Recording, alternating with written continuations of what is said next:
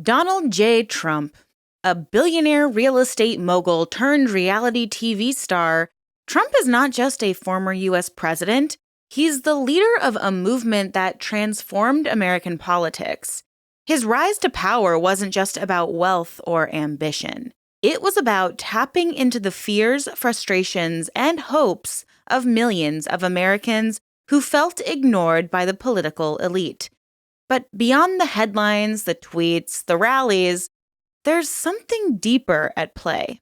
How did a man born into immense privilege with a sprawling family dynasty come to captivate a portion of the population so deeply that they would follow him through scandal, impeachment, and defeat?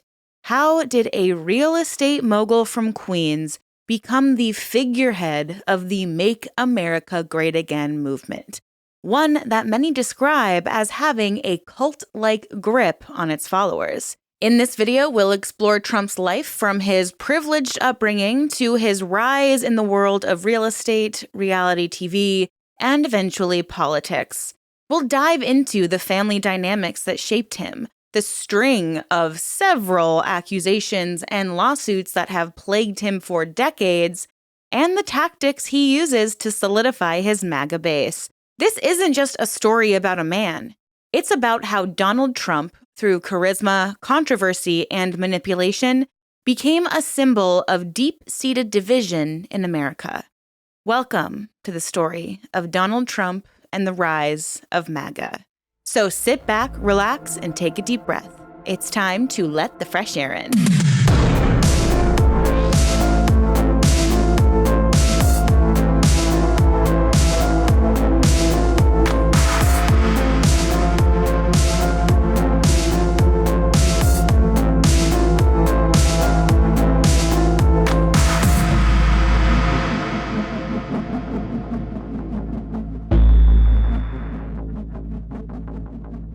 Hello, everyone. Welcome back, or welcome if you're new. My name is Erin, and I am fascinated by all things cults, true crime, and unique spiritual practices. I release 2 or 3 videos every single week on one of these topics, so if this is something you find intriguing or interesting, please consider subscribing. I would absolutely love to have you here. Now, I highly recommend getting comfortable for this one. Grab a snack, grab a little treat, or maybe decide to do some chores or something, because we are going to be here a while.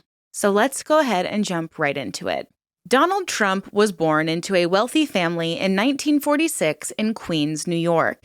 His father, Fred Trump, was a prominent real estate developer known for his shrewd business practices and his vast empire in Brooklyn and Queens.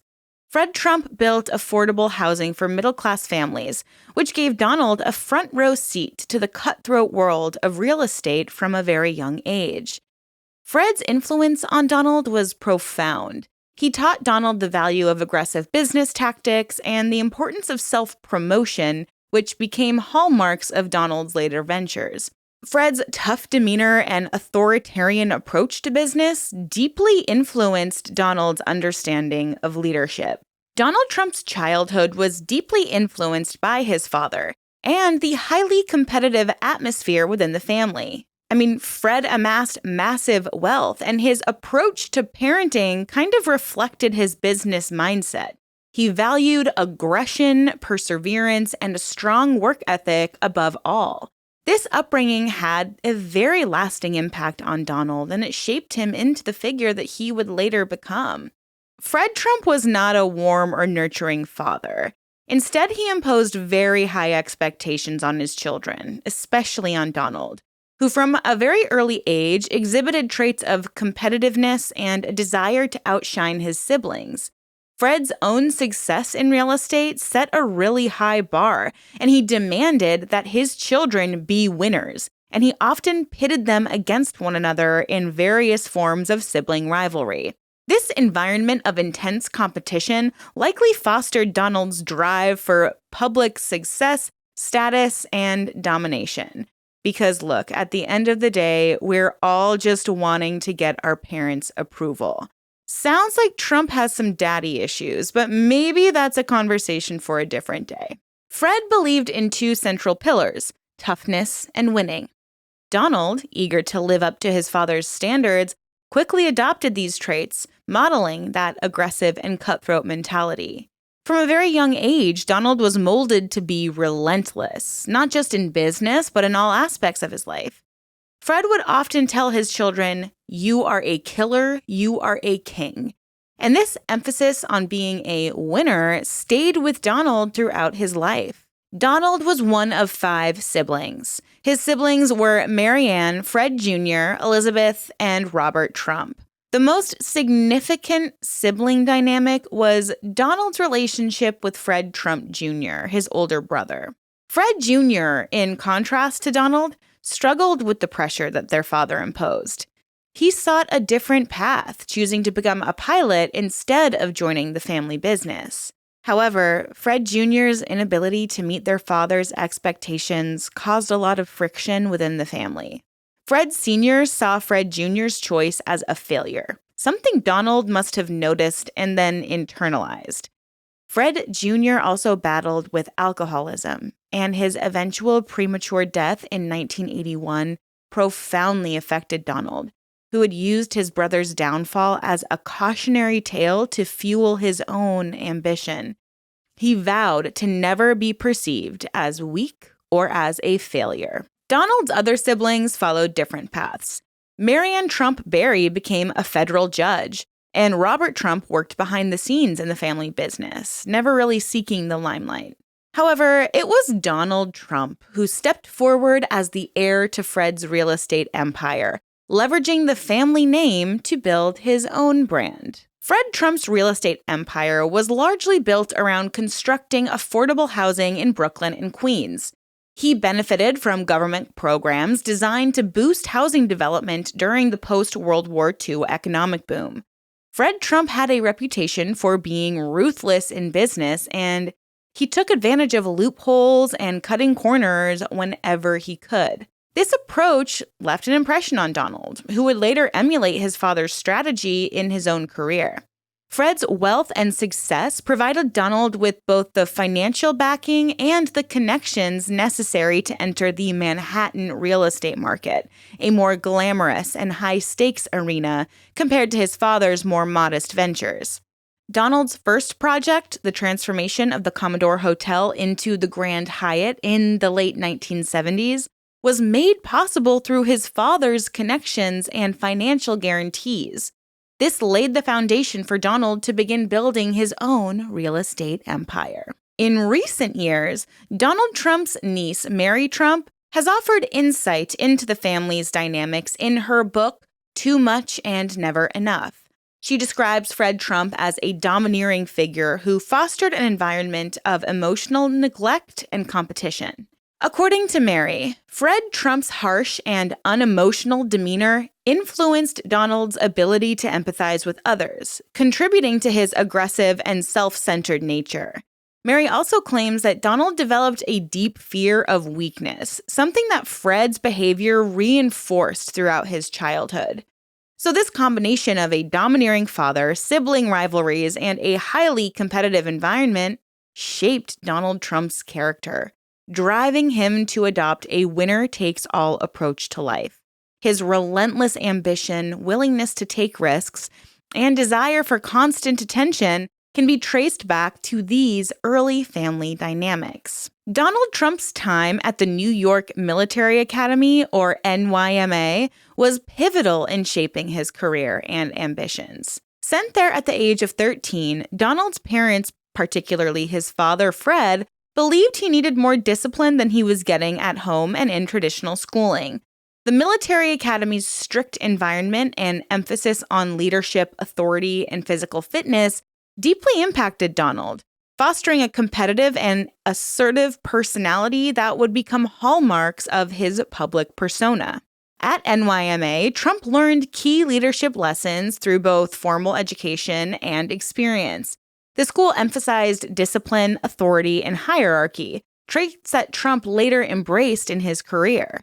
This environment provided Trump with early opportunities to develop leadership skills, and by his senior year, he had risen to the rank of captain of the Cadet Corps. However, Some reports suggest that Trump was removed from this role due to disciplinary reasons, though the specifics on that are not widely documented. The competitive atmosphere of NYMA also played into Trump's desire to excel. The Academy rewarded aggressive leadership and competitive drive, traits that Trump would carry forward into his career in real estate and later into politics. Trump has often described his time at the military academy as formative, where he honed his understanding of power and leadership, and he finally understood the importance of image. This period laid the groundwork for his later ventures into business and politics, where these qualities would come to define his particular approach. In a broader context, Trump's upbringing and family dynamics played a crucial role in shaping his personality. So now let's talk a little bit about Donald's mother, Mary Ann McLeod Trump, who was not as directly involved in shaping his business acumen, but she did contribute to his development. She was a Scottish immigrant who instilled a sense of pride in her heritage and fostered a love for appearances and social standing. This emphasis on image would later become a key element of Trump's public life. So how did Trump build his real estate empire? Well, after attending Fordham University and transferring to the Wharton School of Business, Donald Trump returned to New York to work for his father. He quickly rebranded his father's business, moving from middle-class housing to glitzy Manhattan projects. One of his first major projects was the Commodore Hotel, which he renovated into the Grand Hyatt, and this would be a turning point of his career. Now let's talk a little bit about the tactics Donald used in order to push his own name to the forefront of the real estate industry. Donald Trump capitalized on media attention, portraying himself as a self-made billionaire, even though much of his early success stemmed from his father's wealth and connections. He emphasized his brand Trump by plastering his name onto everything from buildings to casinos. And this would become central to his future political persona, associating the name Trump with success and power. Now, the 1980s were a boom period for Donald Trump. He expanded his empire into Atlantic City with Trump Tower and several casinos, positioning himself as a symbol of American success and the embodiment of the American dream. But his rapid rise came with controversies.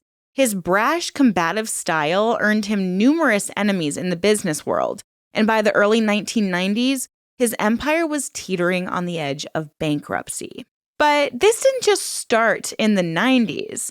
In the 70s, there were allegations of housing discrimination made against Donald Trump. In 1973, Donald Trump's first major brush with controversy occurred when the U.S. Department of Justice sued the Trump Management Corporation for racial discrimination in housing.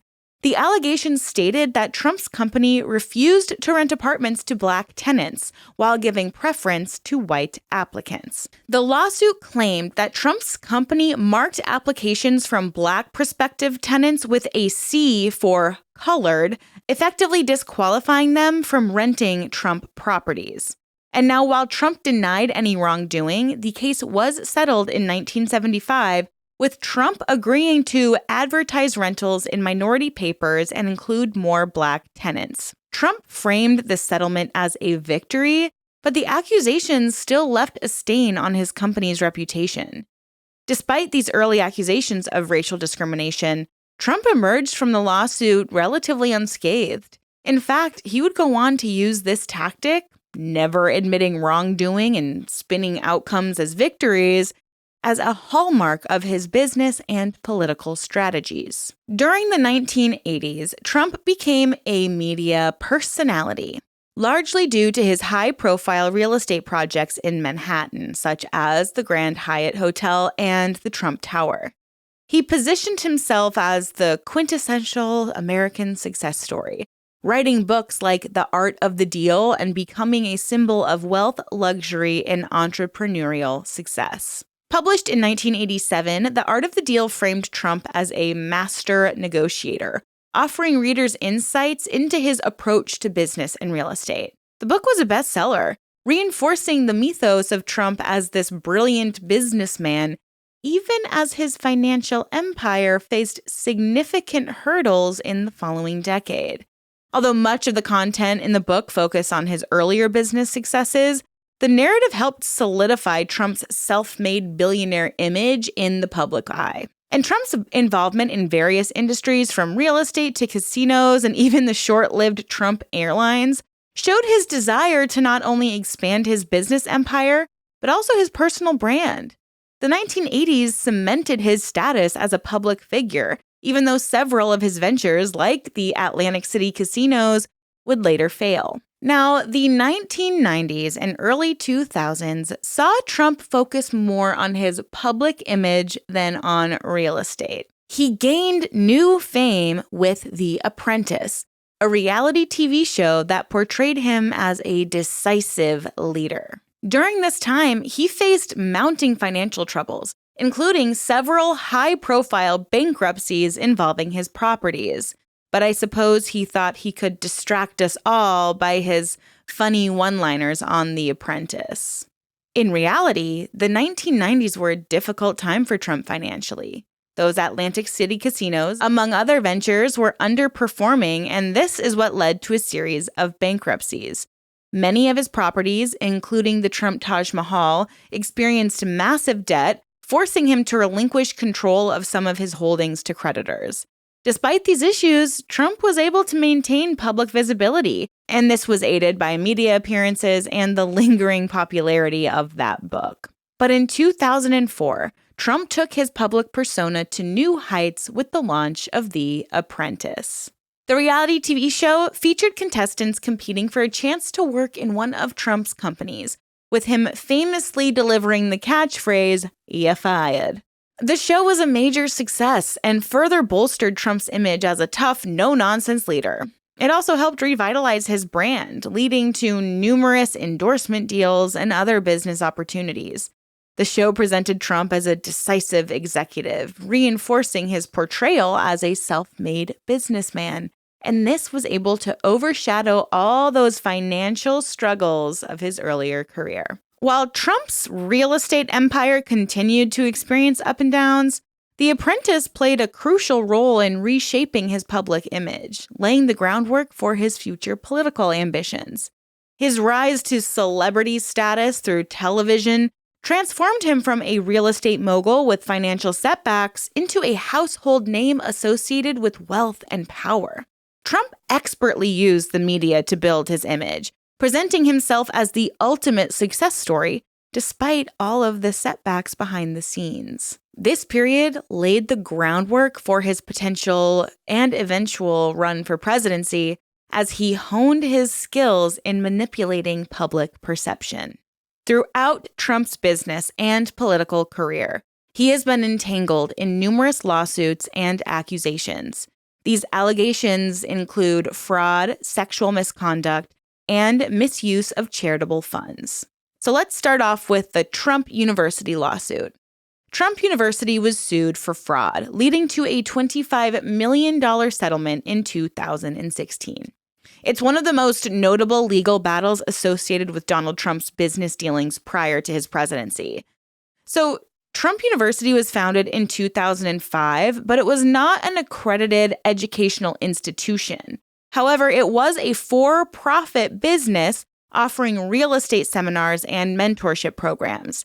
It promised students that they would learn Trump's real estate secrets and that they would be taught by hand-picked instructors who were successful in real estate. The courses ranged in price, with some students paying as much as $35,000 for access to what was touted as exclusive knowledge and resources. The problems for Trump University began when students, former employees, and investigators raised concerns about the institution's operations.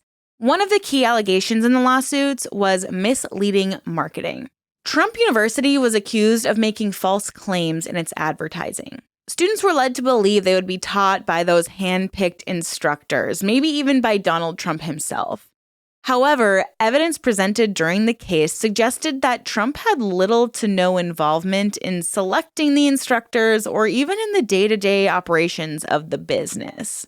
A second point that was listed in the lawsuit was that many of the students reported that the instructors had little experience in real estate, and they were not the real estate experts they had been portrayed as. The lawsuit also claimed that Trump University employees pressured students into purchasing more expensive programs. They would upsell them essentially on these seminars that cost tens of thousands of dollars with promises that these would lead to success in real estate ventures. And then they would fail to deliver on those promises.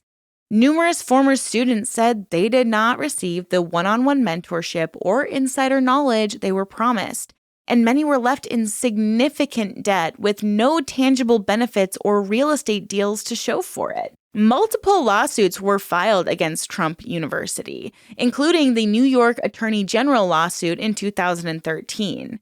Eric Schneiderman, then Attorney General of New York, filed a civil lawsuit against Trump University, accusing it of defrauding students out of $40 million. The lawsuit claimed that Trump University engaged in illegal business practices, including deceptive marketing and operating without a license. There were also separate class action lawsuits that were filed in California on behalf of students who claimed they had been defrauded by Trump University.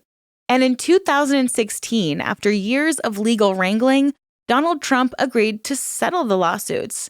Under the terms of the settlement, Trump agreed to pay $25 million to resolve the claims, which included $21 million to reimburse approximately 6,000 former students and $4 million to cover penalties to the state of New York. Despite agreeing to the settlement, Trump did not admit any wrongdoing, consistently maintaining that Trump University had done nothing wrong and that it had provided quality education to its students. The Trump University case drew widespread media attention during Trump's 2016 presidential campaign, becoming a talking point in debates and political discourse. Despite the negative attention, Trump's supporters largely stood by him, viewing the lawsuits as politically motivated attacks rather than genuine fraud claims. Now, Trump's handling of the Trump lawsuits showcases some of his typical tactics when facing legal charges.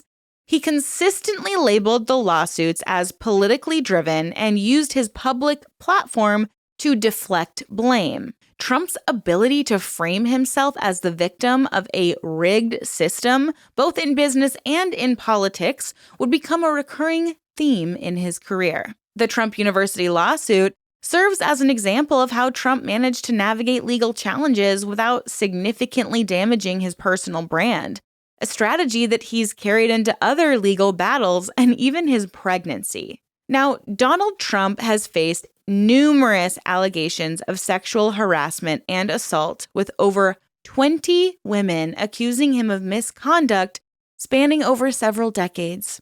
These accusations gained significant attention during his 2016 presidential campaign, where the number of women coming forward grew in response to his rising political prominence. And we are going to go through several of them right now, so please just take care of yourself. Trigger warning for SA, unwanted contact, and infidelity. One of the earliest allegations dates back to the early 1980s when Jessica Leeds accused Trump of groping her on a flight. According to Leeds, Trump sat next to her in first class and after about 45 minutes began touching her inappropriately.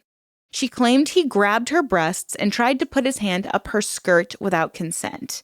Leeds described the incident as an aggressive and unwanted advance, leading her to relocate to another part of the plane. Trump's first wife, Ivana Trump, accused him of marital R-word during their 1989 divorce proceedings. In a deposition, Ivana claimed that Donald had R-worded her out of anger over a botched scalp surgery. This allegation came to light in the book Lost Tycoon: The Many Lives of Donald J. Trump. Although Ivana later walked back the specific term R word, stating that she did not intend for the accusation to be interpreted in a criminal sense. But according to her testimony, Trump allegedly pinned her down and forcibly engaged in non-consensual sex with her, which she described as an assault that left her feeling violated. But still, in a public statement issued through her lawyer in the early 1990s, she said that while the account of the incident was true, she had not intended for the term R-word to be taken literally, as it was more reflective of the emotional and physical ordeal she experienced at the time. Now, another high-profile case happened in 2007. This is with Summer Zervos, a former contestant on Trump's reality show, The Apprentice.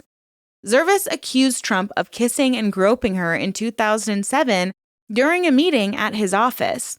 She claimed that after inviting her to discuss job opportunities, Trump made unwanted sexual advances, kissed her aggressively, and touched her breasts.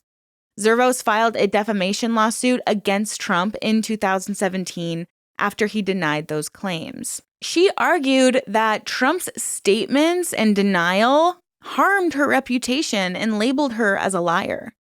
The case had gained significant attention because it took place while Trump was serving as president, raising questions about whether a sitting president could face lawsuits of this nature. And in a long legal battle, Trump's legal team sought to dismiss the case, arguing that a sitting president could not be sued in state court. However, in 2019, a New York appeals court ruled that Zervos' lawsuit could proceed. And the case remained ongoing for years, with both sides engaging in legal maneuvers. Zervos' lawsuit became notable for its potential to compel Trump to testify under oath, creating a significant legal challenge for him outside of his presidency. However, in 2021, Zervos abruptly dropped the lawsuit, stating that she no longer wished to pursue the legal matter. No financial settlement was ever made, and Zervos maintained that her claims against Trump were truthful. The case's resolution left open many questions of the broader implications of Trump's alleged misconduct and his approach to handling accusations, often dismissing them as politically motivated or part of a quote-unquote witch hunt. Now for the infamous Access Hollywood tape. In 2016, during the presidential campaign, an Access Hollywood tape from 2005 was leaked, in which Trump was heard boasting about grabbing women by their genitals without consent. He famously said, quote, "When you're a star, they let you do it," unquote. The release of the tape sparked outrage and led to more women coming forward with similar stories of assault and harassment by Trump. While Trump dismissed the comments as locker room talk, the recording became a defining moment of his 2016 campaign. Interestingly, though, the Access Hollywood tape did not sink Trump's campaign. It was widely expected to end his presidential bid, but polls showed that while his support among women and suburban voters had taken a hit, his core demographic remained steadfast. This moment also reflected how Trump's ability to deflect controversy and dismiss negative press had become a key feature of his campaign tactics. As a result, the Access Hollywood tape became emblematic of Trump's ability to survive scandal that would have probably ended anyone else's political career. His handling of the situation demonstrated the strength of his connection with his fan base, who either did not believe the allegations or did not see them as disqualifying him for presidency. The loyalty of his followers and their willingness to overlook personal indiscretions contributed to Trump's political resilience, marking the beginning of his rise to an almost cult-like following within the Republican Party. This incident also further emphasized Trump's use of a definitive us versus them narrative, portraying himself as a victim of the media and political establishment, a tactic that would continue to define his presidency. Now, in a case that received renewed attention in recent years, journalist and author E. Jean Carroll accused Trump of sexually assaulting her in the mid-1990s in a department store dressing room. Carroll described how Trump allegedly forced himself on her, groping and R-wording her during the encounter. Trump had repeatedly denied the allegations, calling them politically motivated. Carroll first publicly detailed this alleged assault in 2019 when she published her memoir, What Do We Need Men For? A Modest Proposal. This revelation came during a time when the hashtag #MeToo movement had gained significant momentum, pushing many high-profile individuals to confront their past behaviors involving allegations of SA. Carroll's accusations against Trump followed a long line of other women who had accused him of SA, misconduct, or harassment, all of which Trump has consistently denied. Trump responded to Carroll's accusations by vehemently denying the incident, claiming he had never met her, despite photographic evidence of them together at social events. He went on to insult her appearance and suggested that her claims were politically motivated, calling it a hoax, because you know what people do when they have nothing intelligent to say? They make an ad hominem attack, which we've all known Donald Trump is very, very good at. So this prompted Carroll to file a defamation lawsuit against him in 2019, arguing that Trump's denials and public statements tarnished her reputation. The legal battle surrounding Carroll's accusations intensified over the years. In 2023, Carroll won a civil lawsuit against Trump when a jury found that he was liable for sexual abuse and defamation. The court awarded Carroll $5 million in damages, which included $2 million for battery and $3 million for defamation. The ruling marked one of the most high-profile legal challenges Trump faced, especially as a former president. Despite this, Trump continued to deny the allegations, insisting that the accusations were part of a political conspiracy aimed at tarnishing his reputation as he eyed a potential return to the political arena. Carroll's case was significant not only because of her prominence, but also because it further highlighted the broader trend of women stepping forward with allegations of sexual misconduct against Trump. More than 24 women have accused him of various forms of sexual misconduct over the years, many of which became widely known during the 2016 presidential election. The E. Jean Carroll case continues to resonate because of its implications for how high-profile figures, particularly political leaders, are held accountable for their actions. Trump's ability to deny and downplay these accusations while maintaining a strong base of support highlights the polarized nature of American politics and the complex dynamics of power, influence, and accountability. Other accusations include one by Kristen Anderson. She alleged that Trump reached up her skirt and groped her at a nightclub in the 1990s. She came forward in 2016, stating that in the early 90s, Anderson claimed that she was sitting on a couch with friends when Trump allegedly slid his hand up her skirt and touched her private areas. At the time, she did not know who he was, but then she recognized him as Donald Trump once she looked him up. She shared that she was initially reluctant to come forward, but then she saw the release of that Access Hollywood tape, and this inspired her to speak out. She felt that her experience mirrored the behavior Trump described in the tape, where he boasted about groping women without their consent. We also have Temple Taggart, a former Miss Utah, who claimed Trump kissed her on the lips without consent during the Miss USA pageant. Now, this occurred in 1997. According to Taggart, she said the incidents occurred during a meeting with Trump, who was the owner of Miss USA at the time. And if you thought that was it, well, nope, there's more. Kathy Heller accused Trump of forcibly kissing her on the lips during a Mother's Day brunch at Mar-a-Lago in the 1990s. She claims that when she was introduced to Trump, he just decided to kiss her on the lips without consent. She said that the interaction was brief but very unsettling because he did not ask for permission. And the kiss had occurred in a public setting with her family present, which added to her shock. But throughout his political career, Trump has vehemently denied all allegations, calling the accusers liars and suggesting that they were just motivated by political or financial gain. His legal team has worked to dismiss or delay several lawsuits, and in cases like the one brought on by Summer Zervos, Trump has filed counterclaims of defamation.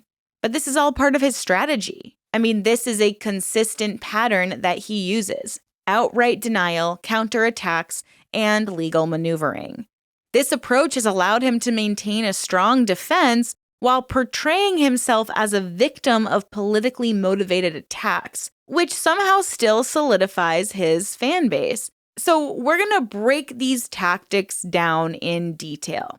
So we first have denial and deflection. Throughout the years, Trump has consistently denied accusations against him. For instance, in response to SA, Trump frequently labels accusers as liars and opportunists. He suggests that these women are motivated by political forces or a desire for financial gain, and he often states that he doesn't even know the women or the incidents never took place. Now, this tactic deflects attention away from the allegations themselves and shifts the conversation towards questioning the integrity and the motives of his accusers. He also tries to delay lawsuits. His legal team employs tactics aimed at delaying legal proceedings, often filing motions to dismiss cases or pushing them into lengthy appeals. This strategy buys him time and also minimizes the immediate consequences of the allegations. For example, when Summer accused him of misconduct, Trump's legal team instead filed a defamation counterclaim. So this tactic then turns the tables and places the accuser in the position of having to defend themselves, and this often prolongs legal battles, making it more expensive and more difficult for the victims and survivors to continue pursuing the case. Another tactic he uses is manipulating public opinion. So in addition to legal strategies, Trump has adeptly used media channels to build a narrative of being a victim of witch hunts and hoaxes. He frequently asserts that the media and political enemies are unfairly targeting him, fueling his supporters' belief that any accusations are part of a broader conspiracy to take him down. By framing the allegations as attacks on his character, Trump's followers often perceive the lawsuits as politically motivated, and this makes them less likely to trust those claims that are made against him. So this is a cycle. It's a cycle of denial and counterclaims and deflection, and this has allowed Trump to maintain that loyal base despite all of these legal challenges.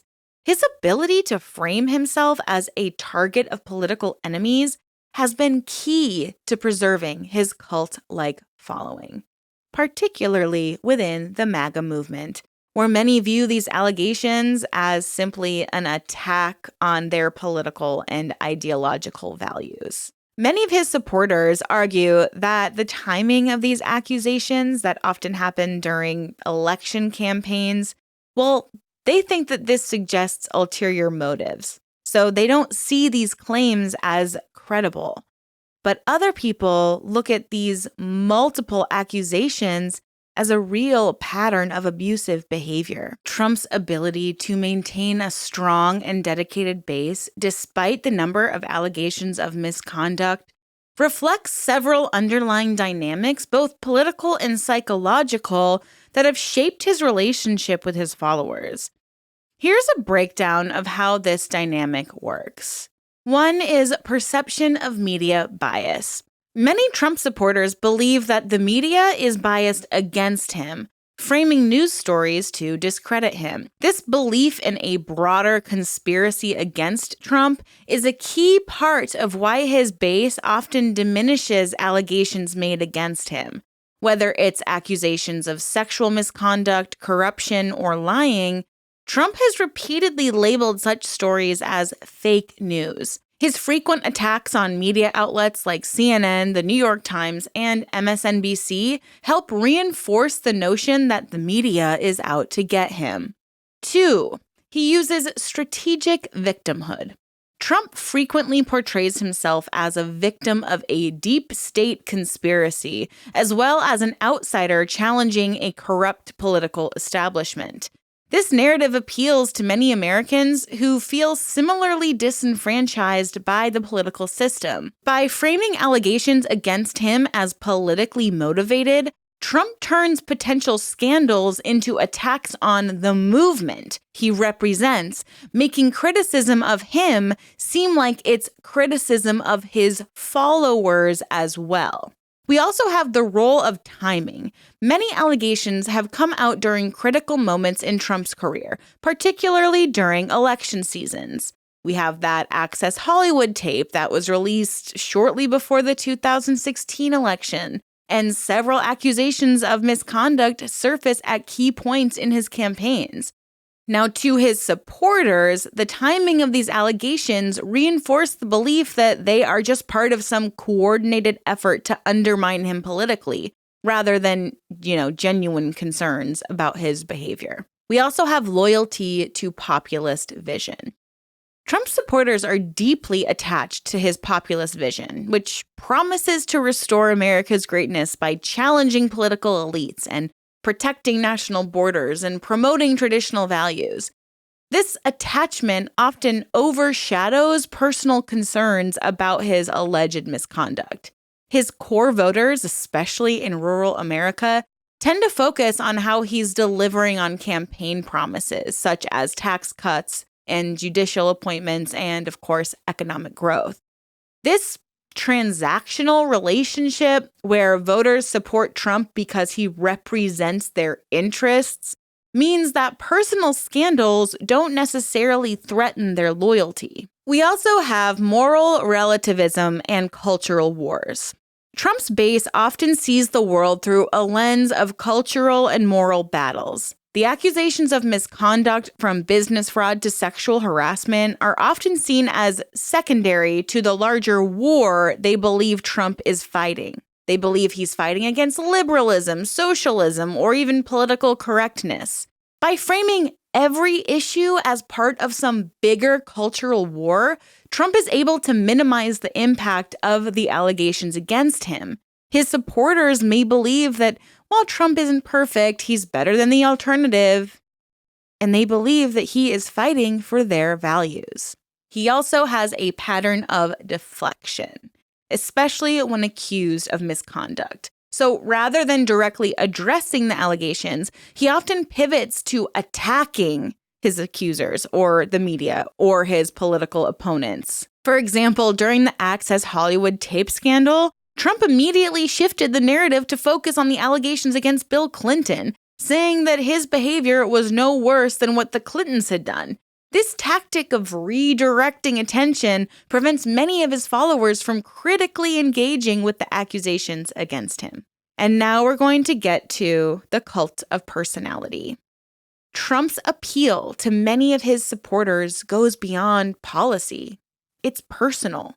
He presents himself as a strong, decisive leader, someone who isn't afraid to speak his mind or break the rules. His persona as a successful businessman, bolstered by his time on The Apprentice, has convinced many of his followers that he's the only one who can get things done.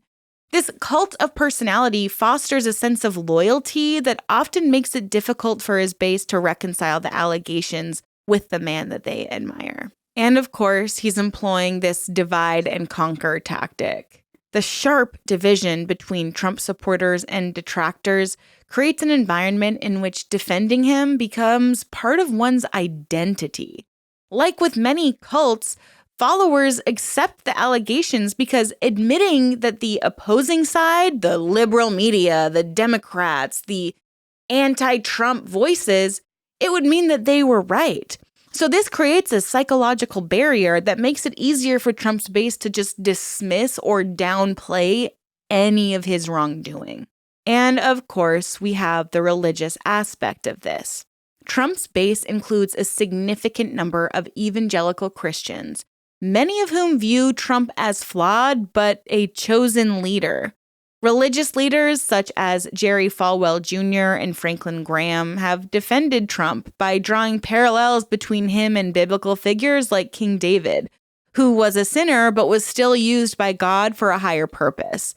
This spiritual framing allows many evangelical supporters to just overlook Trump's moral failings. They believe that he's part of God's plan to protect America. So how does this kind of fringe fan base start to grow? Well, social media, and what one might call the Trump effect.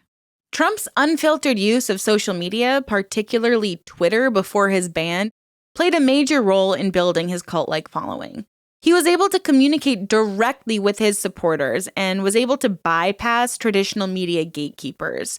His tweets often reinforced this idea that he was fighting against corrupt elites, and his followers appreciated his willingness to speak bluntly, even if it bordered on offensive or inflammatory. Trump's ability to maintain a strong base despite all of these allegations against him highlights the deep divisions in American society as we know it today. His supporters view him as a warrior against political correctness and a defender of traditional American values, while his critics see him as a dangerous demagogue. The cult-like following he's cultivated is fueled by a combination of strategic victimhood, media manipulation, and a strong populist appeal. And here we're going to jump into the MAGA movement itself and how it expanded and grew and just seemed to spread like wildfire. By the time Trump became president, he had developed a loyal fan base that saw him as more than just a politician. For many, Trump embodied their frustrations with the political establishment, and they saw him as a truth teller in a world of political correctness.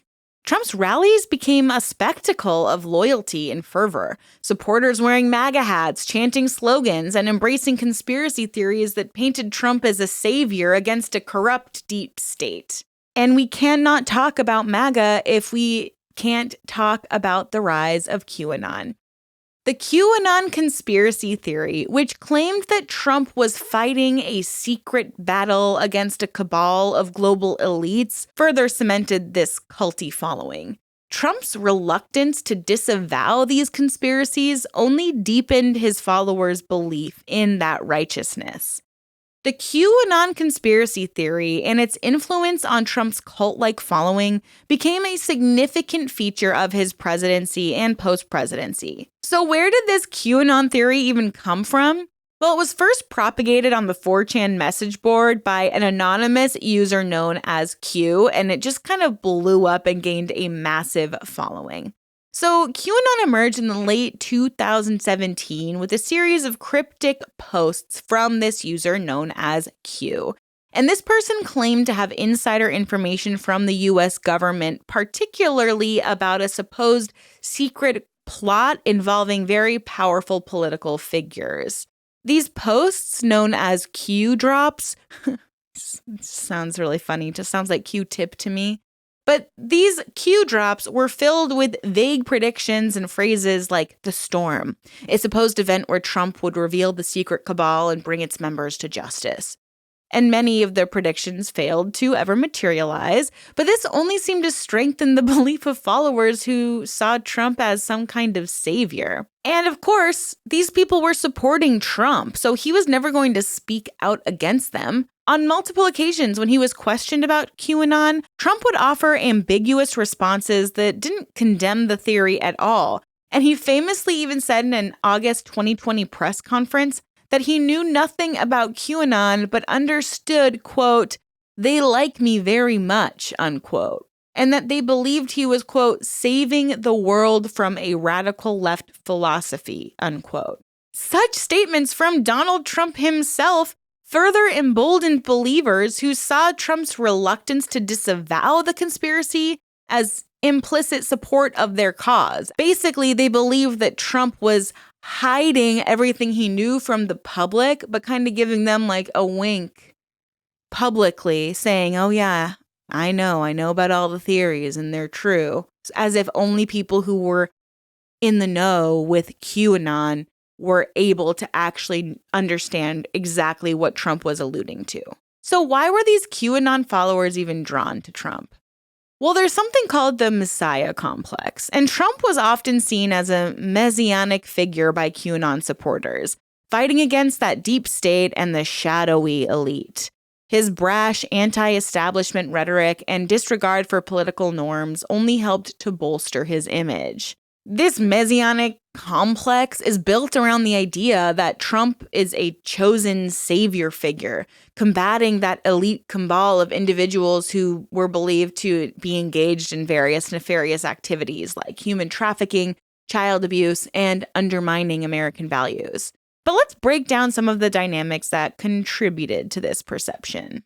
From the start of his political career, Donald Trump framed himself as an outsider challenging the political establishment. His 2016 presidential campaign was marked by anti-establishment rhetoric, where he criticized mainstream media, career politicians, and Washington bureaucrats.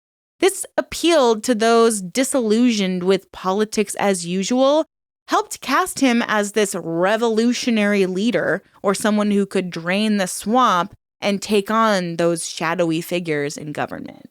I mean, people who fall in line with the far-right QAnon conspiracy theories really believed that there was some kind of secret battle between good, being Trump of all people, and evil, being the deep state.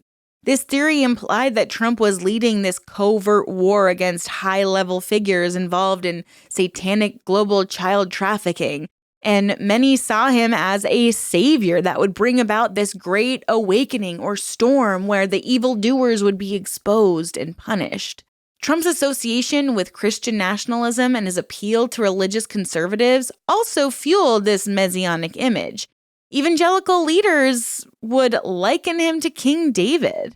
They thought he was chosen by God for a divine mission. So when Trump does things like move the U.S. embassy to Jerusalem and court the religious right, well, it cemented this particular view for them. The belief that Trump was fighting for Christian values against secular forces became intertwined with his public persona, especially among his most fervent supporters. He also was really great at creating this us versus them mentality, particularly when it came to the media. Branding mainstream media as fake news created this dynamic where his followers saw him as someone who is being unfairly persecuted. He is seen to be standing up to the biased media machine, and this made him even more of a hero to his fan base. His defiance of public norms, including using Twitter to communicate directly to supporters, gave them the sense that he was bypassing this corrupt system in order to speak truth to them. Trump's disregard for the norms of political behavior further bolstered this image. His refusal to concede defeat after the 2020 election and his insistence that the election was stolen were viewed by many in his fan base as proof that he was victim of deep state machinations. For his supporters, this showed that Trump was not just a political leader, but a martyr who was fighting an uphill battle against forces so much larger than himself. This solidified that Trump was some chosen one, that he was going to save America, and that this defeat was not legitimate. And additionally, QAnon's structure is quasi-religious, with cryptic posts serving as revelations or prophecies that require interpretation. So this turned Trump's presidency into a spiritual battleground in the eyes of the followers. They believed Trump was ordained to defeat satanic evil, with some comparing his role to Christ's second coming or a biblical figure. Even Trump's ambiguous responses to QAnon, such as retweeting their content or refusing to disavow the movement, allowed this image to continue to persist. And I think that he secretly loves it. Some Trump supporters also merge their apocalyptic religious beliefs with QAnon predictions. So Christian nationalists who view America as a divinely ordained nation saw Trump as the leader who would restore the country to its biblical foundation. His presidency was thus seen as part of a divine plan, and his opposition, be it Democrats, the media, or global institutions, were redefined as instead being forces of Satan. This convergence of religious fervor and political allegiance created a strong bond between Trump and his followers, where questioning Trump was akin to questioning God's plan, which is very cult-like indeed. And in my opinion, Donald Trump likes to foster this cult-like allegiance. One of Trump's key tactics has been the relentless repetition of false or misleading narratives, most notably about the 2020 election being stolen. By continually asserting that he was the rightful winner of the election, Trump created a narrative of betrayal and martyrdom. His base, primed by years of anti-establishment rhetoric, was more willing to accept this narrative without any real evidence. Trump's often framed himself as the victim of unfair attacks from the media and political establishment, and even the legal system. This played into that Messiah complex where Trump was seen as a figure persecuted for his righteousness, akin to a martyr who suffers for the greater good. His legal battles and impeachments were often portrayed by his supporters not as legitimate responses to wrongdoing, but as witch hunts designed to stop his divine mission. And having direct communication to his followers through Twitter made some of his followers feel like a personal connection between them and Trump. It's like a parasocial relationship at its finest, except you think you're friends with the President of the United States. And this somehow further intensified their loyalty. And he demanded loyalty from Republican politicians and his followers, framing that dissent would be a betrayal. So if you're not with me, you're against me, which is a classic cult leader tactic. Those who don't support him were quickly labeled as traitors, creating a dynamic where loyalty to Trump became a key measure of one's patriotism or morality. So if you don't support Trump, you don't support the United States. And that distinction, that separation is so vitally important because that is one of the biggest tactics that cult leaders use to control the narrative and isolate their followers so they can continue to indoctrinate them. They want to make it look like anyone who says anything that is of opposition to their ideology is inherently evil or lacks morals and ethics. And that is exactly what we see Donald Trump doing. The dynamics between Trump's upbringing, his manipulation of media, and the devotion of his followers paints a picture of a leader who not only commands political power, but who has transcended into the realm of symbolic heroism for a significant portion of the American population. Confirmation bias plays a significant role in shaping the belief system of QAnon followers, helping to sustain their loyalty to the conspiracy and its perceived central figure, Donald Trump. This cognitive bias occurs when individuals seek out, interpret, and remember information in ways that confirm their pre-existing beliefs. So they're essentially ignoring or dismissing all other contradictory evidence, even if that evidence is actually real and truthful and rooted in reality. In the case of QAnon and most MAGA knights, every action or statement by Trump is seen through this lens, with followers convinced that it aligns with the predictions made by the anonymous figure known as Q. Throughout Trump's presidency, QAnon followers interpreted his every word, every tweet, and every action as part of his broader plan. Even events unrelated to the conspiracy were twisted in to fit the narrative. For example, the calm before the storm. In October of 2017, Trump, while posing with military leaders for a photo, remarked that it could be the calm before the storm. QAnon followers took this as confirmation that Trump was referencing the upcoming storm that would lead to the mass arrests of high-profile figures involved in that alleged cabal. And many of Trump's tweets, often riddled with misspellings or unconventional grammar, were seen not to be the ramblings of an elderly man, but were instead seen as coded messages to QAnon followers. For instance, the tweet, "Coffee was dissected for hidden meanings, with followers convinced that it was some kind of clue or signal.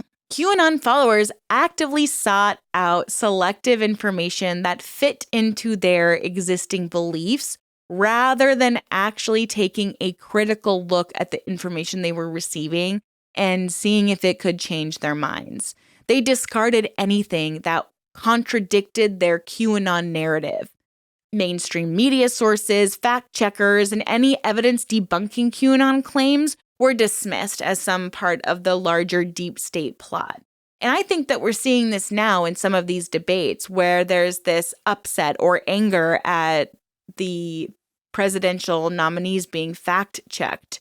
And it's like, don't we want our president to be honest and uphold integrity? And also, there's an interpretation of ambiguous information in the QAnon community.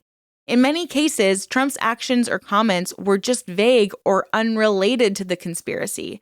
However, QAnon believers would somehow interpret these ambiguities as evidence that supported their worldview. For instance, when Trump said he was draining the swamp, this was seen as a direct reference to QAnon's mission of exposing corporate elites. And they also reinforce being in an online echo chamber. So, not exposing themselves to any outside information. And to be honest, algorithms themselves kind of do this. We're all in our own little silos because we're only shown more of what we want to see rather than anything that is opposing to what we believe in. So social media platforms, particularly those with strong QAnon communities like 8kun, Reddit, and later Telegram, just became echo chambers where followers would reinforce each other's beliefs. Users would share Q drops and interpret them collectively, often coming up with these far-fetched connections that reinforced the overall conspiracy, but none of it was ever really rooted in reality. And then, of course, they would downplay disconfirming evidence. So when predictions from Q failed to come true, such as, the anticipated mass arrests or the downfall of Democratic figures like Hillary Clinton, followers either ignored the mispredictions or rationalized them away. Q often emphasizes that disinformation was necessary and that the timing of events was unpredictable, allowing followers to maintain their belief in the conspiracy despite ongoing failures. So now we come to Inauguration Day 2021. Many QAnon believers were convinced that Joe Biden's inauguration would be disrupted by Trump, leading to the arrest of key Democrats. And when this failed to materialize, instead of abandoning that belief, some rationalized that the plan was still unfolding or that Trump was still secretly in control behind the scenes. And of course, we can't talk about QAnon without Pizzagate because this was also revisited. This is the conspiracy that claimed that Democratic elites were running a child trafficking ring out of a pizzeria. Despite no evidence supporting this claim, these believers clung to their interpretation of it and refused to accept any official investigations that would end up debunking that theory. They have essentially turned off their critical thinking while believing that they are the only ones thinking critically. It is such a mind twist. I wanted to say the other word. Throughout his political career, Trump has demonstrated a keen ability to tap into confirmation bias among his supporters. He often amplifies misinformation by retweeting or referencing conspiracy theories. And when he does this, it lends them credibility, even if it's kind of indirectly. His refusal to disavow QAnon outright and his claim that QAnon followers love their country fueled their belief that he was on their side. Now, when Trump failed to dismiss QAnon and the theories surrounding or within QAnon conspiracy theories, it had some really big real-world impacts that extended far beyond online forums. Some of Trump's most ardent supporters who believed in QAnon were involved in violent incidents, including the January 6, 2021 attack on the U.S. Capitol. Several rioters involved in storming the Capitol were seen wearing QAnon gear or holding signs referencing Q-related slogans, demonstrating the extent to which this conspiracy has captured the mind of some of Trump's followers. So perhaps you don't believe that Trump actually said in public, on camera, hey, go storm the Capitol right now. You can understand that that would be the climactic buildup after years of these QAnon supporters trying to decipher and code every tweet, every speech, every rambling and are just looking for some kind of go-ahead from their messiah or their messianic leader. You can understand that when they see Trump refusing to concede an election that he clearly lost, that he is in fact inciting the violence that led to the January 6th attack. And the aftermath was massive, because even after Trump's loss in the 2020 election, QAnon persisted, with many people asserting that Trump would one day return to power and expose the secret cabal. And Trump's refusal to accept those election results and the claims of widespread voter fraud dovetailed with QAnon's apocalyptic narratives, sustaining the belief among his followers that this storm was still on the horizon. As social media platforms began to crack down on QAnon content, the movement fragmented, but still remained resilient.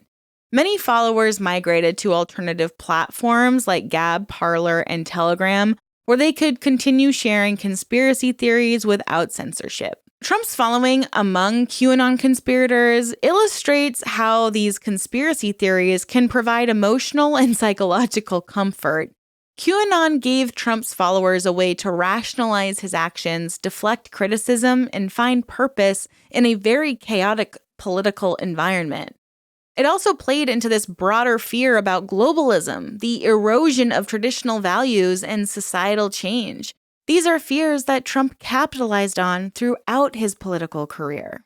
In summary, the QAnon conspiracy theory became an integral part of Trump's cult-like following because it painted him as this lone warrior fighting against hidden evil forces. Trump's reluctance to disavow the movement, along with his rhetoric of victimization and his skillful manipulation of media, allowed the theory to gain unprecedented prominence. The influence of QAnon on his base demonstrates the power of misinformation and the deep-rooted distrust many Americans have towards institutions. But QAnon isn't the only group of people that fell under this Donald Trump spell, because he gained a cult-like following through a combination of savvy media manipulation, exploiting social divisions, and tapping into widespread discontent with political establishment as a whole.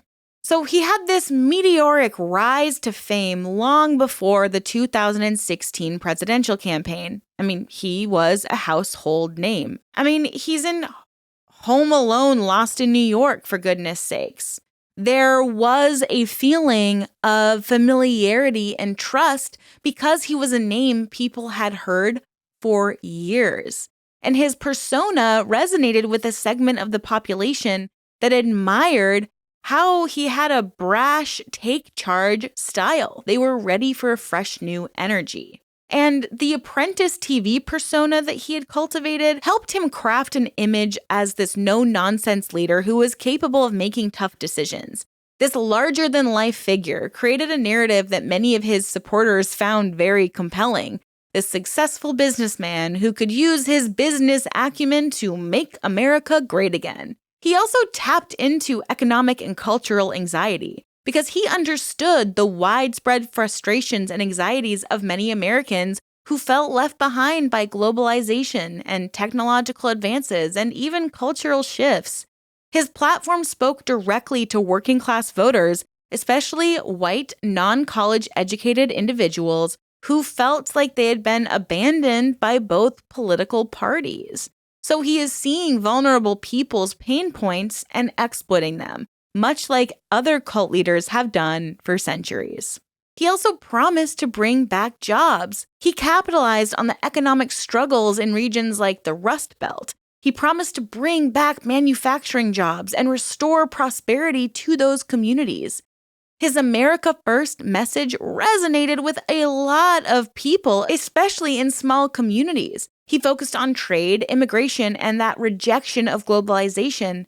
And this resonated with a lot of people who felt left behind or like they were no longer a priority. One of Trump's signature issues was immigration. And by framing illegal immigration as this national crisis, Trump was able to play into the fears about demographic changes and job competition. His promise was to build a wall along the U.S.-Mexico border, and this became a symbol of his commitment to protecting American jobs and safety.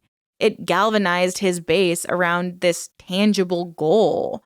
Insulate ourselves so that we can all practice our patriotism the way we want to practice our patriotism.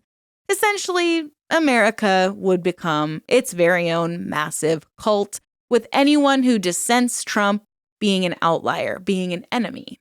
Trump positioned himself as an outsider to Washington politics despite having so much wealth and so many connections. He tapped into the anti-establishment mood of the country, branding career politicians as corrupt and out of touch with the needs of ordinary Americans. And this leads to Trump's message of draining the swamp. This message resonated with voters who believed that the political system had become rigged in favor of the elite. And he also attacked both Democrats and Republicans in the political establishment. So this solidified this image of a disruptor, this advocate for the farmers of America, the people that live in those small communities who may have otherwise been forgotten for years by other politicians. We also see his personality shining through. For whatever reason, unbeknownst to me personally, Trump's personality played a significant role in shaping his following. He has charisma, confidence, and the ability to connect with people at rallies, and this created a sense of personal loyalty among his supporters. He framed himself as being the only person capable of solving America's problems, and this fostered that Messiah-like connection between him and his base. Trump also cultivated a culture of loyalty. I mean, he demanded it, not just from his staff, but from his supporters. And we can call this loyalty, or we can call this, isolation or ostracization, because he openly attacks anyone who opposes him, from political opponents to members of his own party. He cannot take any constructive feedback without a personal attack being done on the person giving that feedback. His relentless attacks on the media further solidified his base's loyalty because it created that us versus them mentality. And of course, he used fear and division to his advantage. He frequently employs divisive rhetoric, uses fear to stoke anger and resentment. His language often pitted his base against minorities, immigrants, and the political elite. This othering, as it's called, solidified group identity among his followers, so it made them more resistant to outside criticism, even if that criticism is totally and completely accurate. Along with that, he created a sense of unity among his followers. And if you've been doing any research or watching this channel for a long time, you'll know that it's a very common tactic within cults to create this feeling of community. And so when you look at somebody, you know exactly who they are, you know exactly where they stand. There's this intrinsic connection based simply because you're wearing the same outfit. And we will see in a lot of cults the expectation of you changing how you dress, how you look, shaving your head, whatever you might do to strip your individuality away from you. This is a tactic we see with those red MAGA hats because it became more than just a catchphrase. It evolved into a cultural and political movement. There would be rallies with people in a sea of these red hats, and that creates a sense of community, of belonging and identity among Trump supporters, with many of them seeing themselves as being a part of this bigger movement to reclaim America from liberals and globalists. These rallies also became key events for his supporters. It's the same as going to like a spiritual retreat where everyone is like-minded and agrees with you and pumps you up. It offers you a sense of belonging and purpose. These gatherings often have like a religious fervor where Trump's message of restoring America's greatness would resonate with all of those people who felt otherwise disenfranchised or ignored. Trump's following can be described as a cult because it's often based more on loyalty to him personally than to any kind of specific policy or agenda. Even as his political positions have shifted over time, the loyalty of his base has remained intact. Many of his supporters believe that he alone can solve their perceived problems of this country. But what do cult experts have to say about MAGA and the MAGA movement? Well, Stephen Hassan, a mental health professional and expert on cults, has drawn parallels between Donald Trump's leadership style and well-known cult leaders such as Jim Jones and David Koresh. In his book, The Cult of Trump, Hassan describes how Trump's rhetoric and methods exhibit characteristics of cult leadership, particularly through manipulation, division, and fostering loyalty among his followers. Hassan points out that Trump supporters, much like members of a cult, have a deep emotional attachment to him and often exhibit unwavering loyalty despite scandals or controversies. This is particularly achieved through Trump's tactics of portraying the world as a battle between good, which are his supporters, and evil, which are all of his critics or opponents. So by declaring everyone who opposes him as an enemy, Trump fosters that us versus them mentality. He creates a common enemy, which is vital to the survival of any cult group. His leadership style relies heavily on charisma and the projection of strength, both common traits among cult leaders. Hassan also highlights how Trump taps into the fears and insecurities of his followers, particularly concerns over economic stability, changing demographics, and a perceived decline in traditional values. He uses fear-based messaging and conspiracy theories to create this sense of urgency and crisis, convincing his base that they are under threat and need to save him. Moreover, Trump's use of media manipulation, rally performances, and constant messaging to reinforce loyalty and misdirect opposition mirrors strategies seen in high-control groups. Hassan compares Trump's reliance on loyalty tests and public displays of devotion, such as campaign rallies, to techniques used by authoritarian leaders to maintain control over their followers. In Hassan's view, this dynamic has caused many of Trump's followers to adopt beliefs and behaviors that they might not have otherwise embraced, driven by an emotional connection to the leader rather than a rational assessment of his policies or actions. Whether it's questioning the results of elections or promoting baseless claims about political opponents, Trump has frequently positioned himself as the victim of a broader conspiracy. This taps into a pre-existing undercurrent of distrust in government and institutions, particularly among his base. Perhaps the most significant dynamic is this emotional connection between Trump and his followers. Many of them see him not just as a politician, but as a symbol of their personal hopes and grievances. They view him as someone who speaks directly to their concerns and fears, someone who understands and validates their experiences. This emotional bond is reinforced by the perception that Trump is being unfairly attacked by the establishment, making him a victim or a martyr in the eyes of his followers. And this victimhood further strengthens their resolve to defend him at all costs, creating a cycle of emotional dependence where followers believe they need him as much as he needs them. Hassan's analysis of Trump's leadership style provides a framework for understanding why his base remains so loyal despite all of the scandals, all of the legal troubles, and all of the accusations of wrongdoing.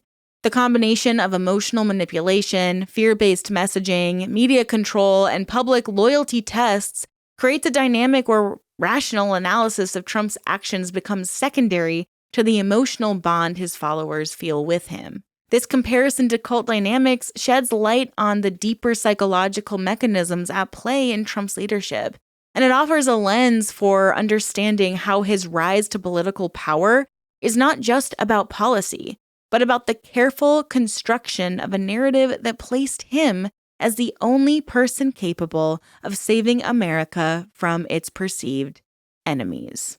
This comparison to cult dynamics sheds light on the deeper psychological mechanisms at play in Trump's leadership, and it offers a lens for understanding how his rise to political power was not just about policy, but about the careful construction of a narrative that placed him as the only person capable of saving America from its perceived enemies. This idea also made it so people could not believe or understand how or why he was even impeached. So let's jump to his first impeachment in 2019. This impeachment arose from Trump's dealings with Ukraine, specifically regarding a July 2019 phone call with Ukrainian President Volodymyr Zelensky. Trump was accused of pressuring Zelensky to investigate political rival Joe Biden and his son Hunter Biden, who had business dealings in the Ukraine. At the time, Biden was seen as Trump's Democratic opponent in the 2020 presidential election. The House of Representatives charged Trump with abuse of power for allegedly using military aid as leverage to coerce Ukraine into launching the investigation. The aid, which had been previously approved by Congress, was withheld for a period. And Democrats argued that this action constituted improper use of presidential authority for personal political gain. The second article of impeachment accused Trump of obstructing Congress by refusing to cooperate with the investigation. The White House blocked key witnesses from testifying and did not provide requested documents, which Democrats viewed as an attempt to hinder the impeachment inquiry. In December of 2019, the House of Representatives voted to impeach Trump. In early 2020, the Senate held a trial but ultimately acquitted Trump, as the Republican-controlled Senate did not reach the two-thirds majority needed to convict and remove him from office. The second impeachment occurred in 2021, and this was the incitement of the January 6th insurrection. In that insurrection, 5 people died and numerous others were injured during the attack. Now, Trump was accused of inciting the violence through a speech he had given earlier that day, in which he repeated false claims of widespread election fraud and urged his supporters to fight like hell. The House charged Trump with incitement of insurrection, arguing that his rhetoric directly contributed to the violent assault on the Capitol. On January 13th, 2021, just 1 week before Trump's term ended, the House voted to impeach him for a second time, making him the first president in the United States history to be impeached twice.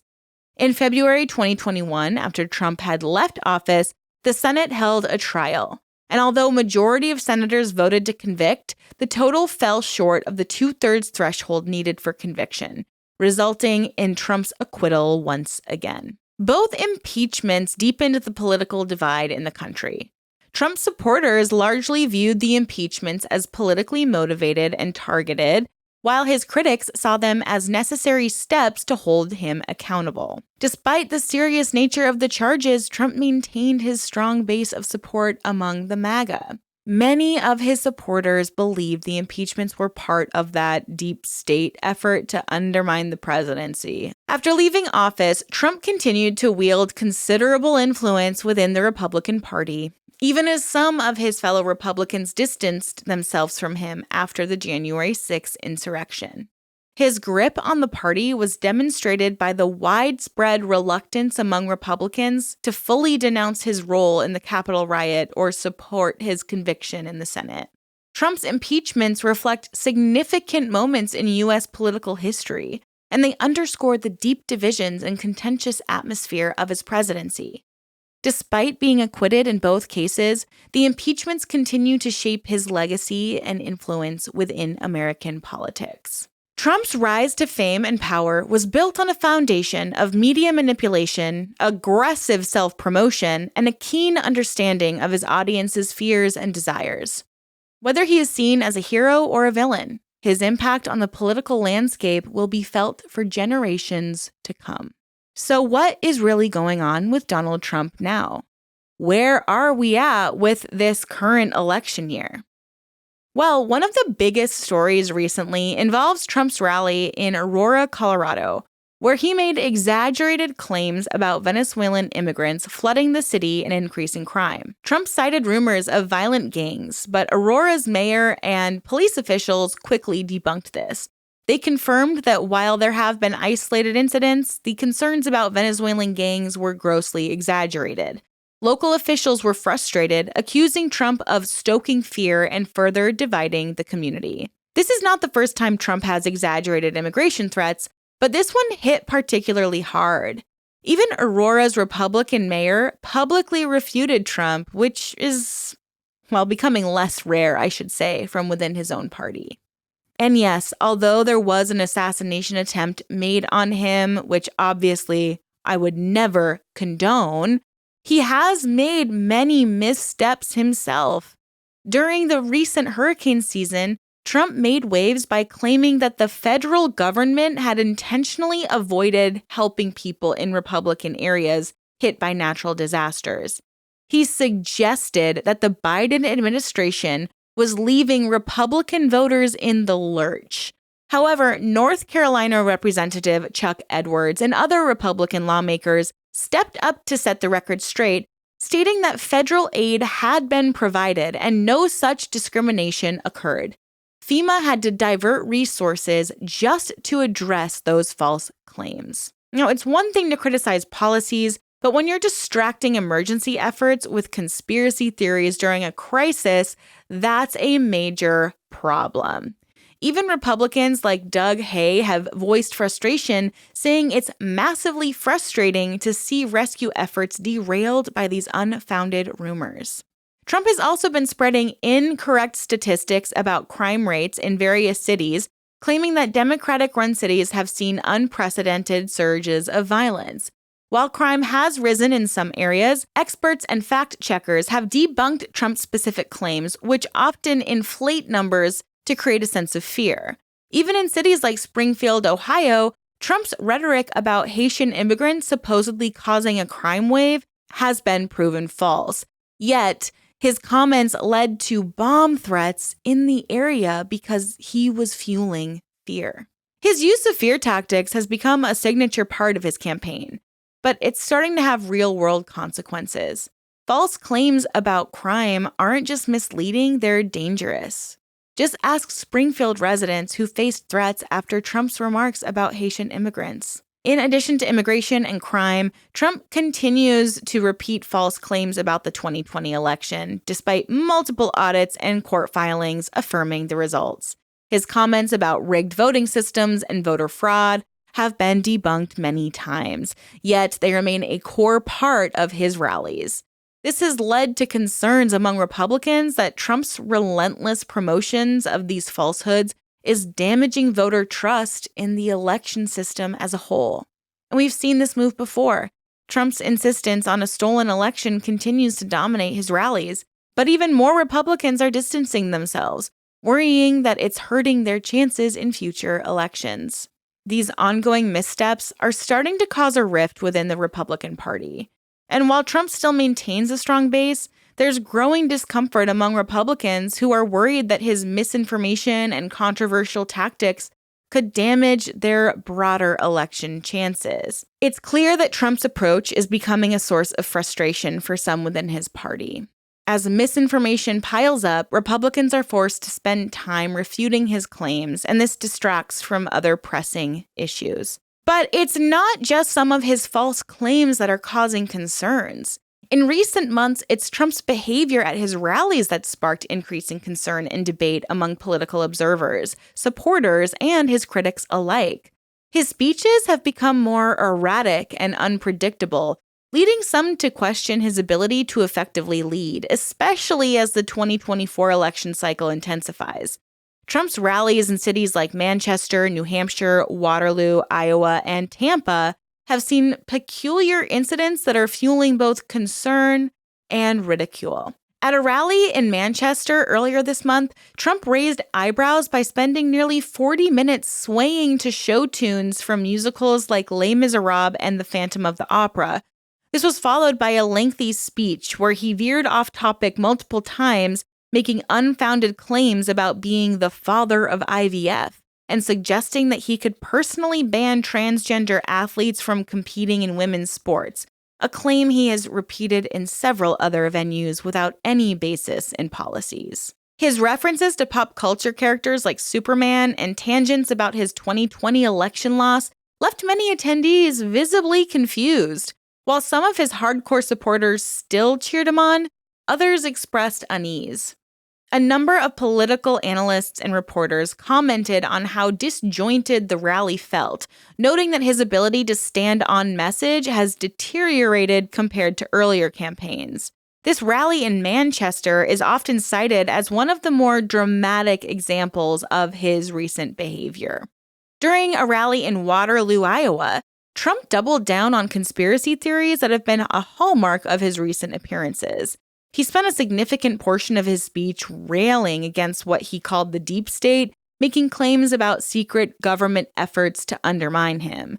However, it wasn't the content of his claims that concerned many observers. It was the way he delivered them. Throughout the rally, Trump frequently appeared distracted, pausing mid-sentence, losing his train of thought, and going on extended tangents that seemed unrelated to the topic at hand. At one point, he began discussing unrelated events from decades ago, making cryptic comments that even his most loyal fans had difficulty following. The rally also featured an odd moment where he invited a local singer on stage for an impromptu performance, only to abruptly interrupt the singer to talk about his electoral win in 2016, which has been a recurring theme at nearly all his rallies. Trump's performance at Waterloo led to widespread media coverage, with critics questioning whether he was capable of maintaining the focus and discipline needed to campaign effectively. Even some of his allies expressed concern privately, according to reports, although they have continued to publicly back him. Perhaps the most alarming episode occurred at a Tampa rally earlier this month, where Trump appeared to stumble over his words repeatedly, confusing the names of cities and foreign leaders. In one instance, he referred to Vladimir Putin as Vladimir Peaches, drawing laughter from the crowd, but also causing concern among those who had been closely monitoring his cognitive performance. He then spent a significant portion of the rally revisiting debunked claims about the 2020 election, insisting that he had been the rightful winner. It's like, give it up, please. Give it up. You were impeached over this. Give it up. This rally also saw Trump engaging in extended rants against the media, calling them the true enemies of the people, a phrase he has used before but with increasing vitriol. His attacks on journalists, combined with his erratic delivery, left many wondering if he was relying on old rhetoric as a crutch in the absence of new ideas. Even traditionally supportive outlets like Fox News ran segments questioning his stamina and whether he had the energy to run another national campaign. Trump's recent rallies have triggered speculation not just from the media, but from political figures across the spectrum. Some former administration officials, speaking anonymously of course, have expressed concerns about his leadership. Mary Trump, Donald Trump's niece and prominent critic, has publicly raised doubts about his mental health, suggesting that his behavior at these rallies indicates cognitive decline. Quote, "He's not the man he was even 5 years ago," unquote, she remarked in a recent interview, calling for a more serious examination of his fitness to lead. Even some Republican insiders who continue to support Trump for political reasons are reportedly nervous about his ability to stay on message. They're concerned that his performances at rallies could alienate key voting blocs, particularly moderate Republicans and independents, who are increasingly turned off by his erratic behavior. Recently, Donald Trump stirred controversy with remarks made during a rally in Wisconsin earlier this month, where he issued a warning about supporters of Kamala Harris. He stated that it would be, quote, "very dangerous," unquote, for anyone in the crowd to identify themselves as Harris supporters, implying that they might get hurt if they did. This comment has sparked concern, with many interpreting it as a veiled threat or an incitement to violence against those who might support Harris.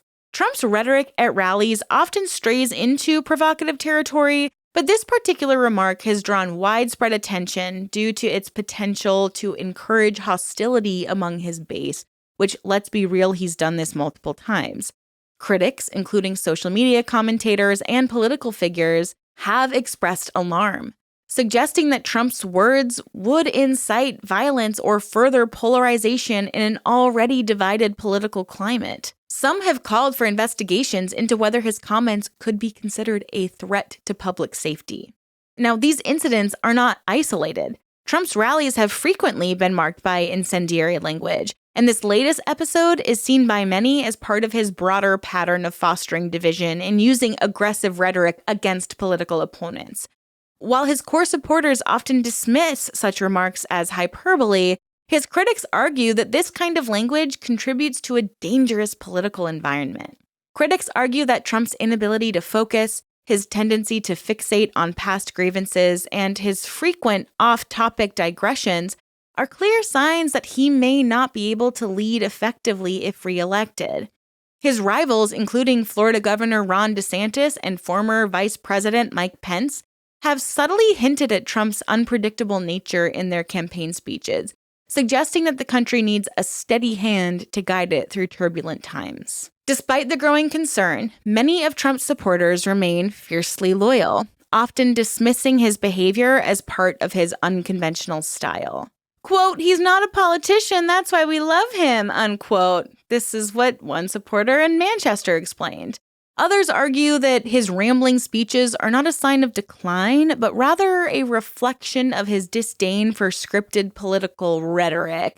"He speaks from the heart, and that's why people trust him," another attendee said. I'm sorry, what? This view is echoed by several conservative commentators who argue that the media is exaggerating Trump's behavior to discredit him. Tucker Carlson, for example, recently defended Trump's rallies, saying that his unpredictability is part of his charm and that it shows that he's still able to connect with ordinary Americans.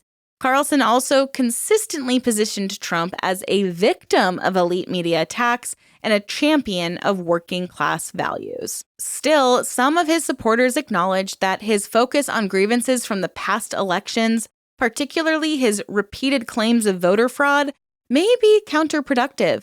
They argue that Trump should pivot to addressing more immediate concerns like inflation, immigration, and national security, but thus far, there is little indication that he has plans to change his approach. When we're talking about cult dynamics and deconstruction from those beliefs that one might have been indoctrinated to believe over years, it's easy to see why some people might be able to look at Donald Trump's bizarre campaign behavior and excuse it, and see him as a charismatic, erratic, fun, off-the-cuff individual who is just trying to engage with his fan base in the best way that he knows how. However, if you're more educated on what a cult leader looks like and the tactics that they use, and if you analyze his previous campaign and compare it to this one, it's very clear that there has been some kind of cognitive decline. Now, because when you are so indoctrinated into one way of thinking, and oftentimes people's political affiliations can become part of their identities, so much so that it's difficult to strip away from that identity, it's easy to see why some people, despite what anyone who votes Democrat or considers themselves to be a Democrat or independent, we might look at this with a critical eye, but you can start to realize that after years of Donald Trump painting himself as a victim, painting himself as someone who's getting attacked, his ability to reframe one's thoughts about a scandal or situation that he is in, as difficult as it is to really rationalize all of it, it's easier to understand. However, when we sit and we go through every single one of Donald Trump's grievances and offenses and allegations and lawsuits and behavior and abuses, it becomes very, very clear that this is a man who wants power over everything else. And just like any other cult leaders, he will do it at any means necessary. Because what's most important to Donald Trump, in my opinion, is power, attention, and money. So with all of that being said, in this comprehensive deep dive of Donald Trump, which it's crazy to think that there were things I had to leave out and couldn't go into too much detail on, I am so eager to hear what you think. Now, I know that this video could be a little divisive. I know that this video could incite some emotional reaction. So I am just going to ask that you guys please be respectful to one another in the comments. I really, really want to hear what you guys think. I am all for positive debate. I believe that constructive conversation can affect change and help change people's mind, but please be respectful to each other in those comments. I do not condone bullying, and I want to share my empathy towards anyone who's been negatively affected by the people mentioned in this video at all. I understand this is a testy time to be talking about this. I understand that we all have our own opinions. And I understand that we're in the middle of an election year and it's difficult to talk about any of this stuff. But I think it's easy for people to forget about the past because we're getting so much information every day, all of the time. So I wanted to create a comprehensive video where literally everything that I could cover and I could learn about from my resources could be shared in one big video, so that if you just need a reminder going into this election year about the type of person Donald Trump is, you have it here and you can form your own opinion based off of everything we've learned. Anyways, guys, thank you so much. If you made it all the way here, please drop a black heart. I am so grateful for your support. Thank you so much for tuning in today, and stay safe out there, ask questions, and always stay skeptical. Thank you guys so much again, and until next time, bye.